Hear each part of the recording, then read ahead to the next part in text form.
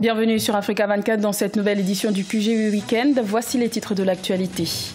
Libération sous condition de l'ancien président ivoirien Laurent Gbagbo et de son ex-bras droit Charles Blé Goudé par la CPI. La Belgique se porte garante pour accueillir Laurent Gbagbo. La dette extérieure du Ghana a atteint 18 milliards de dollars en 2018, un montant qui représente jusqu'à 10 fois ses exportations nettes, ce qui pourrait à terme peser sur la stabilité macroéconomique du pays. Et la mise en œuvre de la déclaration d'Abuja peine à se concrétiser. Au début des années 2000, les pays africains s'étaient engagés à allouer 15% des budgets nationaux à la santé. Qu'en est-il aujourd'hui? Élément de réponse dans cette édition.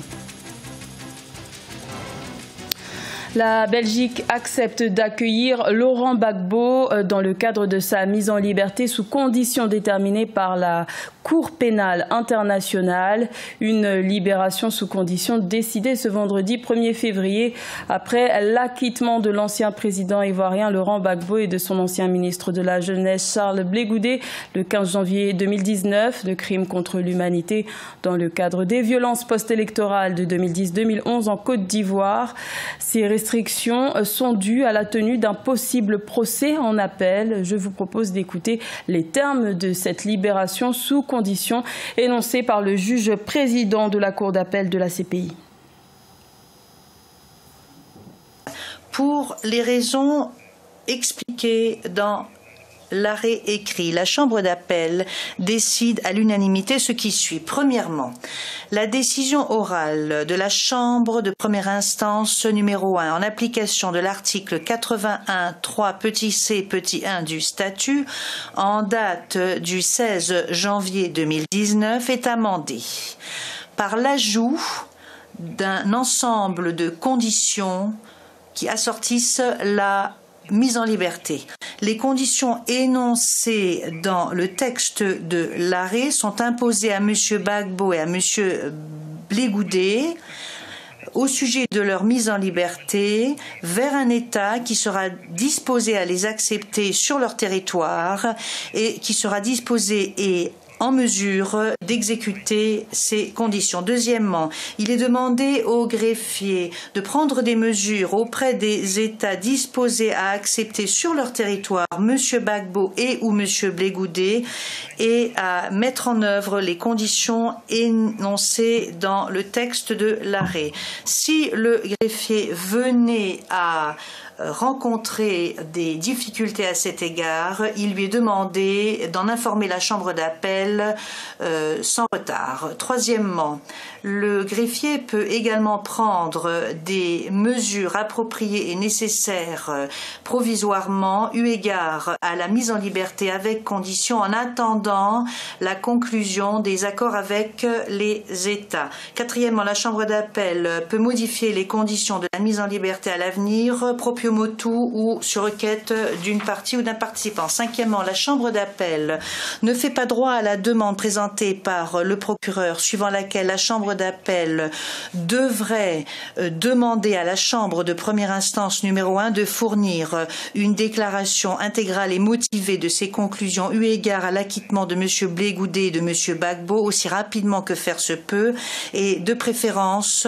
30 jours après que nous rendons cet arrêt. Et notons que pour l'instant, aucun pays ne s'est porté garant pour accueillir Charles Blé Goudé, l'ex-co-accusé de Laurent Gbagbo.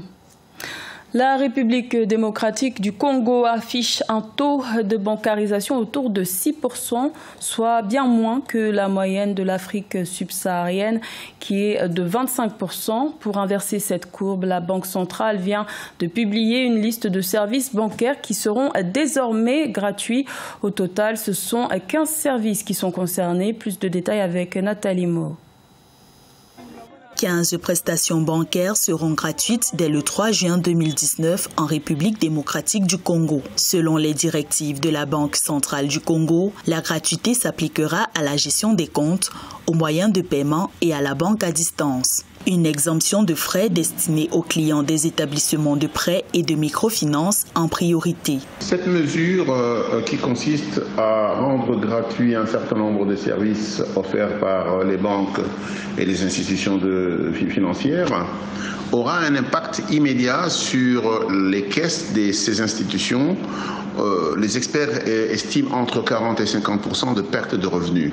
La mesure annoncée en RDC intervient dans un contexte où 67% de la population préfère l'épargne informelle. La Banque centrale envisage par la gratuité des prestations encourager l'inclusion bancaire des Congolais.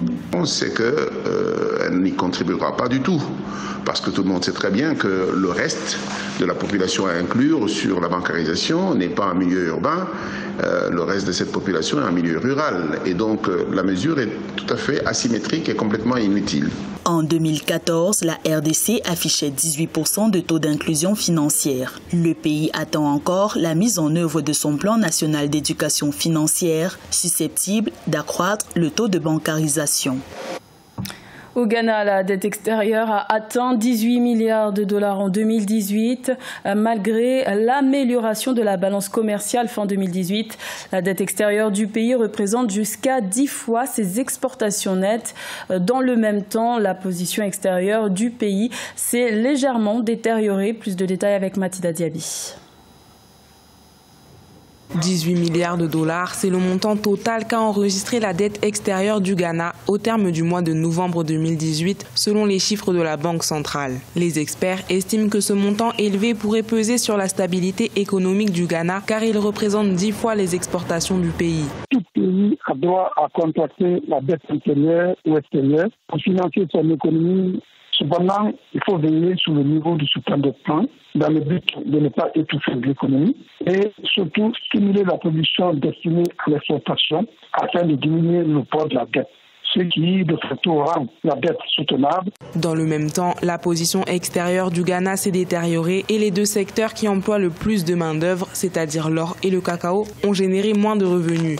Moins 300 000 dollars pour l'or et moins 600 000 dollars pour le cacao. Le Ghana fait partie des pays producteurs de cacao et du café, deux ressources destinées à l'exportation. L'accroissement de la production de ces matières premières destinées à l'exportation ne peut que créer l'équilibre entre la dette et les réserves internationales afin de rendre l'économie compétitive. Cependant, le gouvernement continue d'emprunter sur les marchés internationaux et a annoncé la possibilité d'y solliciter 3 milliards de dollars en 2019. Mais pour réduire substantiellement la dette extérieure d'ici 2021, comme le gouvernement s'y est engagé, les experts recommandent un recours plus important au marché local. Les 28 et 29 janvier 2019 s'est tenu le deuxième dialogue régional de protection concernant la déclaration d'Abuja, une déclaration dans laquelle plusieurs pays africains s'engageaient à consacrer au moins 15% de leur budget au secteur de la santé. Aujourd'hui, où en sont ces dispositions? Éléments de réponse avec Aïssatou Bari et Ange Noménio. Les pays africains peinent toujours à accorder la priorité au secteur de la santé dans leur budget. En moyenne, le chiffre idéal se situerait autour de 5%, alors que les gouvernements africains consacrent moins d'1% de leur produit intérieur brut aux dépenses de santé. Il y a eu beaucoup de réformes qui ont été faites liées au programme d'ajustement structurel. Et l'une des conséquences immédiates, c'est notamment les conditionnalités imposées par la Banque mondiale de Fonds monétaire international de financement notamment du secteur de la santé et le recrutement des médecins, le renouvellement du parc mobilier. Donc autant d'éléments qui sont des causes exogènes qui peuvent alors ralentir le financement du secteur. La majeure partie des États africains n'ont pas de politique de développement stratégique. Et la plupart de ces pays gèrent la question du financement au quotidien. Selon la Commission de l'Union africaine, seuls 6 États membres de l'UA ont dépassé le seuil des 15%. Il s'agit entre autres du Rwanda, 18,8%, du Niger, 17,8% et du Burkina Faso, 15,8%. Pour réinventer le mode opératoire notamment du système de santé publique en Afrique, en essayant notamment d'impliquer notamment le secteur privé. Parce que la pression démographique elle est forte, parce qu'aujourd'hui l'Afrique de 1960 n'est même pas l'Afrique de 2019. C'est donc important qu'au-delà des Nations Unies, au-delà des ONG à caractère humanitaire, il est donc important pour le continent africain de pouvoir mettre en place un plan stratégique de développement. En Afrique, la plus grande partie des fonds sont octroyés par des donateurs étrangers, une situation qui n'est pas durable à long terme selon les observateurs. À la découverte de la cité perdue de Kwinneng en Afrique du Sud, des archéologues ont retrouvé cette métropole sous la végétation aride après 30 années de recherche. Une découverte qui a pu se concrétiser grâce à une technologie laser de pointe, un sujet de Solange Dubois. En Afrique du Sud, une ville perdue depuis des siècles a été découverte par des archéologues de l'université de Witwatersrand. Établie sur le site du parc national Suikerbosrand, près de Johannesburg, la cité perdue de Kwinneng couvrait pas moins de 20 km². Cette révélation nous aide à mieux comprendre notre passé. Vous savez, cela donne une idée plus large de la population de l'Afrique australe et de son type d'activité. Nous pouvons en connaître davantage sur l'histoire précoloniale de l'Afrique australe. Après 30 années de recherche, cette trouvaille a été rendue possible grâce à une nouvelle technologie, le LIDAR, détection de la lumière et télémétrie. Un appareil grâce auquel les chercheurs ont pu étudier les ruines en détail. Ainsi, quelques pierres et de simples cabanes se sont révélées être une véritable ville. Cette machine à balayage émet une lumière laser qui bombarde le paysage. Dès qu'une impulsion frappe un objet, un oiseau ou une feuille, un arbre ou même le sol, il est renvoyé directement vers la machine qui peut alors déterminer où cette interception a eu lieu en 3 dimensions. Des études ont révélé que la ville perdue de Kwinneng était à son apogée entre le 15e et le 19e siècle. Cette cité, qui aurait été détruite après un conflit civil, aurait disposé de 800 fermes et d'autres structures abritant la population estimée à environ 10 000 habitants. Ce journal a été réalisé par l'ensemble de la rédaction. Merci de votre fidélité. L'information continue sur Africa 24.